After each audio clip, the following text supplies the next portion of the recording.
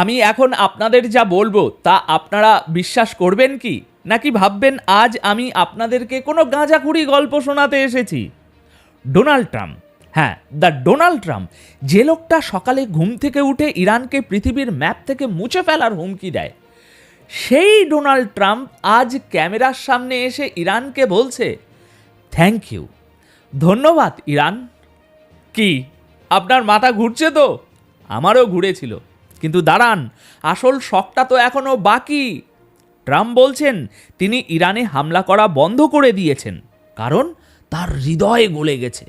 মানবিক কারণে তিনি যুদ্ধ থামিয়ে দিচ্ছেন। দর্শক, ট্রাম্প এবং মানবিকতা, এই দুটো শব্দ এক বাক্যে শুনে হাসবেন নাকি কাঁদবেন বুঝতে পারছেন না, তাই তো? কিন্তু পর্দার আড়ালে যে খেলাটা চলছে সেটা জানলে আপনার মাথা সত্যিই ঘুরে যাবে।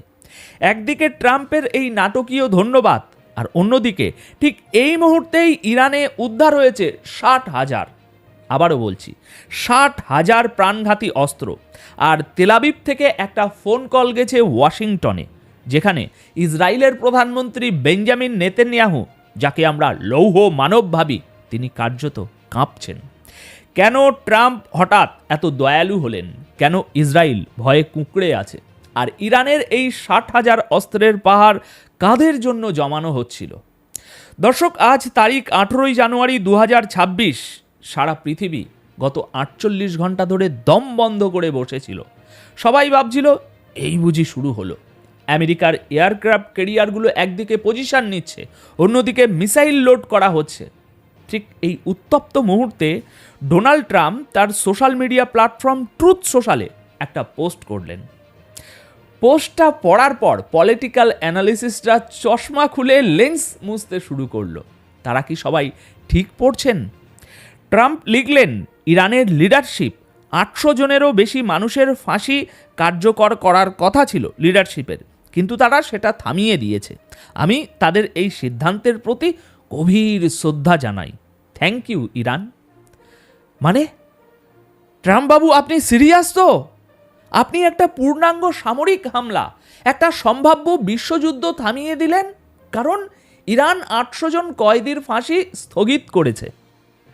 ডোনাল্ড ট্রাম্প কবে থেকে ইরানের অভ্যন্তরীণ বিচার ব্যবস্থার বা মানবাধিকারের এত বড় রক্ষক হয়ে গেলেন? দর্শক, সাদা চোখে দেখলে মনে হবে বাহ, কি মহানুভবতা।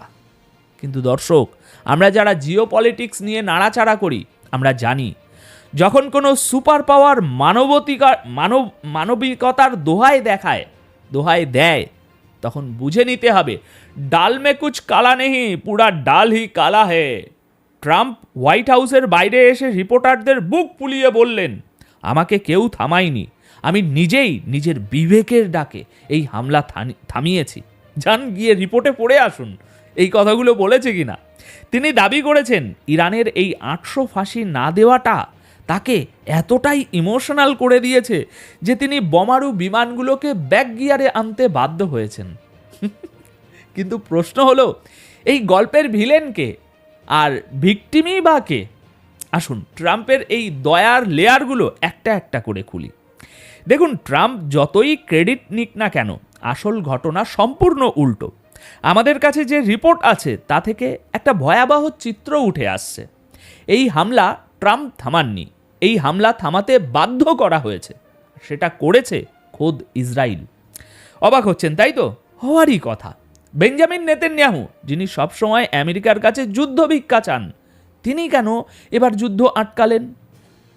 গত দুদিনে ট্রাম্প এবং নেতানিয়াহুর মধ্যে দুবার লম্বা ফোন আলাপ হয়েছে, আর এই ফোন আলাপের টোন মোটেই বন্ধুসুলভ আড্ডার ছিল না, ছিল চরম আতঙ্কের। ইসরায়েলি ইন্টেলিজেন্স রিপোর্ট বলছে ইসরায়েল এই মুহূর্তে ইরানে পাল্টা মার খাওয়ার জন্য একদমই প্রস্তুত নয়। কিন্তু কেন? কারণ টানা লড়তে লড়তে ইসরায়েলের আকাশ প্রতিরক্ষা ব্যবস্থা বা এয়ার ডিফেন্স সিস্টেমের মিসাইল ভান্ডার এখন তলানিতে। তাদের আয়রন ডোম, তাদের অ্যারো সিস্টেম, সবগুলোর স্টক শেষ হয়ে আসছে। জুন মাসে যে পরিমাণ ইন্টারসেপ্টর মিসাইল খরচ হয়েছে, সেই স্টক সম্পূর্ণ করা এখনও সম্ভব হয়নি।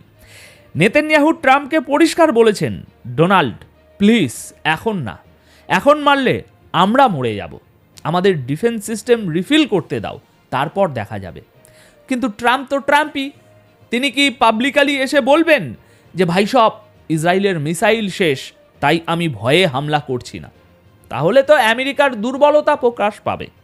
আমেরিকা যে তার সবচেয়ে বড় বন্ধুকে রক্ষা করতে অক্ষম, সেটা দুনিয়া জেনে যাবে।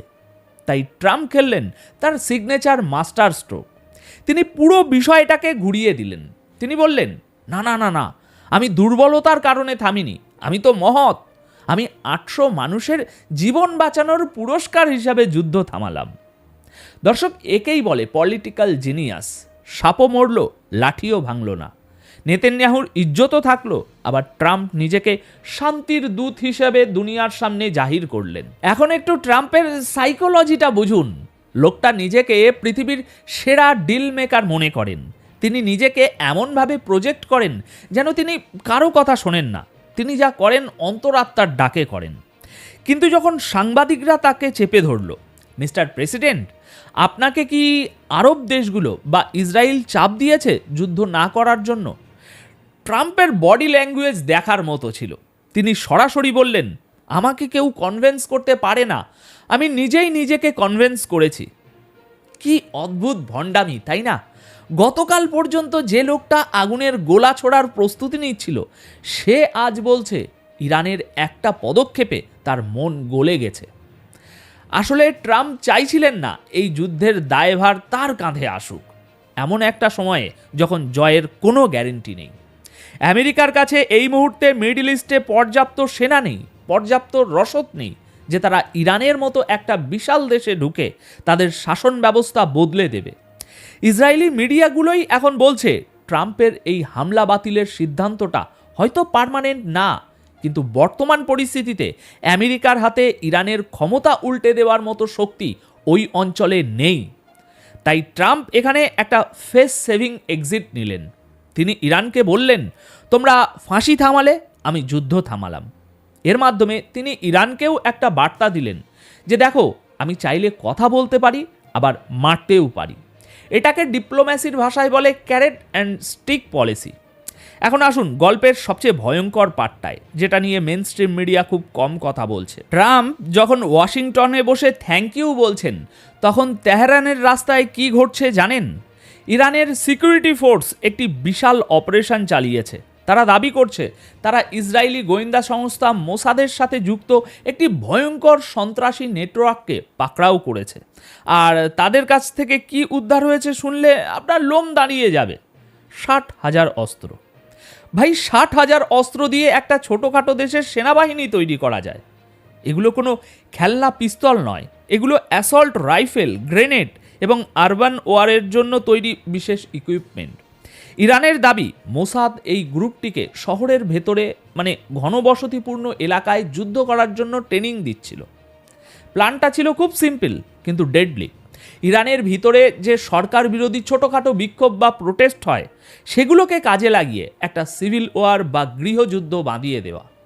মানে ভাবুন একবার সিনারিওটা, আমেরিকা বাইরে থেকে চাপ দেবে, আর ভেতর থেকে এই 60,000 অস্ত্রধারী লোক সরকারি বিল্ডিং, পুলিশ স্টেশন এবং সাধারণ মানুষের উপরে হামলা শুরু করবে।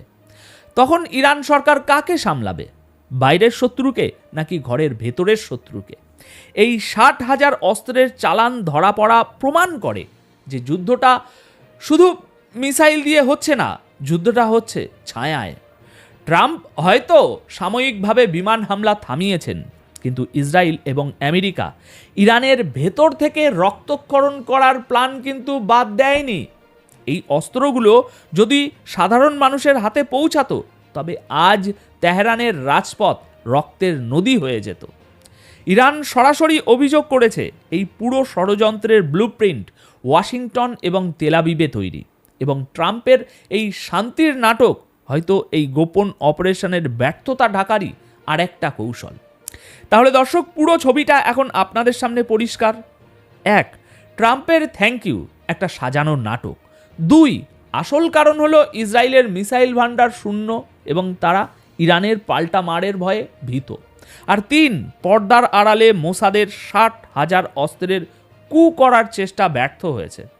এখন ইসরায়েলি মিডিয়া বলছে ট্রাম্পের টেবিল থেকে নাকি হামলার অপশান এখনও সরেনি। তারা বলছে এটা সাময়িক বিরতি, ট্রাম্প হয়তো সময় কিনছেন, ইসরায়েলকে আবার রিআর্ম বা অস্ত্র সজ্জিত করা হচ্ছে। যখনই ইসরায়েলের স্টোর রুম আবার মিসাইলে ভরে যাবে, তখন কি ট্রাম্পের এই মানবিকতা বজায় থাকবে, নাকি তখন আবার নতুন কোনো অজুহাত খুঁজে বের করে হামলা করা হবে? দেখুন, আমাদের বোকা বানানো হচ্ছে, আমাকে, আপনাকে এবং হয়তো ইরানকেও। এটা কি সত্যিই শান্তি, নাকি ঝড়ের আগের সেই ভয়াবহ নিস্তব্ধতা যা সব তছনছ করে দেওয়ার আগে আসে? ইরান কি ট্রাম্পের এই ফাঁদে পা দেবে, নাকি তারা জানে এই থ্যাংক ইউ আসলে একটা বিষ মাখা চকলেট? ট্রাম্পের এই শান্তি আসলে যুদ্ধের প্রস্তুতি। আমেরিকা এবং ইসরায়েল এখন সময় নিচ্ছে। যেই মুহূর্তে ইসরায়েলের এয়ার ডিফেন্স সিস্টেম 100% রেডি হয়ে যাবে, সেই মুহূর্তে এই 800 ফাঁসির মানবিকতা উবে যাবে। আর মনে রাখবেন, ইরানে যে 60,000 অস্ত্র ধরা পড়েছে, সেটা ওই হিমশৈলর চূড়া মাত্র। আরও অস্ত্র হয়তো অলরেডি ঢুকে আছে। তাই 2026 সালটা হতে যাচ্ছে ইরানের অস্তিত্ব রক্ষার সবচেয়ে কঠিন বছর। ট্রাম্প ডিল করছেন না, ট্রাম্প আসলে দাবার বোর্ডে তার শেষ চালটা দেওয়ার জন্য গুটি সাজাচ্ছেন। তো দর্শক, আপাতত এই প্রতিবেদন তাহলে এখানেই শেষ করব। দেখা হবে পরের ভিডিওতে। ততক্ষণ চোখ কান খোলা রাখুন, কারণ যা দেখছেন তা সত্য নয়, আর যা সত্য তা আপনাকে দেখানো হচ্ছে না। এ বিষয়ে আপনাদের কি মতামত কমেন্ট বক্সে অবশ্যই লিখে জানাবেন। ভালো থাকবেন, সুস্থ থাকবেন। ধন্যবাদ আপনাদের সকলকে।